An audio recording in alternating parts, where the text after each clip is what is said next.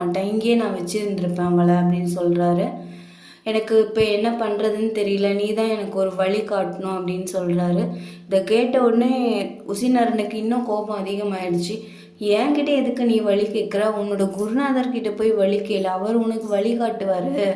அவரோட வார்த்தை தானே உனக்கு வேத வாக்கு. அப்படி எடுத்துக்கிட்டு தானே மாதவியோட உணர்ச்சிகளோட விளையாடி 3 பேர்த்துக்கு நீ கல்யாணம் பண்ணி வச்ச. அவளை பற்றி கொஞ்சம் கூட நீ யோசிக்காமா இப்போ என்கிட்ட எதுக்கு கேட்குற அப்படின்னு சொல்லி கோவப்படுறாரு. நீ சொல்கிறதெல்லாம் வாஸ்தவம் தான், நீ என்ன சொன்னாலும் நான் அதை கேட்டுக்க தான் வேணும், ஏன்னா நான் தப்பு பண்ணியிருக்கேன் அப்படின்னு காலவர் சொல்கிறாரு. நீ மாதவியை கல்யாணம் பண்ணிக்க தான் வேணும் அப்படின்னு சொல்கிறாரு. இல்லை, அவள் குரு பத்தினியாக இருந்தவ, அவளை எப்படி நான் என்னால் ஏற்றுக்க முடியாதுன்னு காலவர் சொல்கிறாரு. அவள் தான் கன்னி ஆயிட்டால, அதுதானே உங்களோட இதே நித்திய கன்னி, அவள் கன்னி ஆயிடுவான்னு சொல்லி தானே எல்லாருக்கும் அவளை கல்யாணம் பண்ணி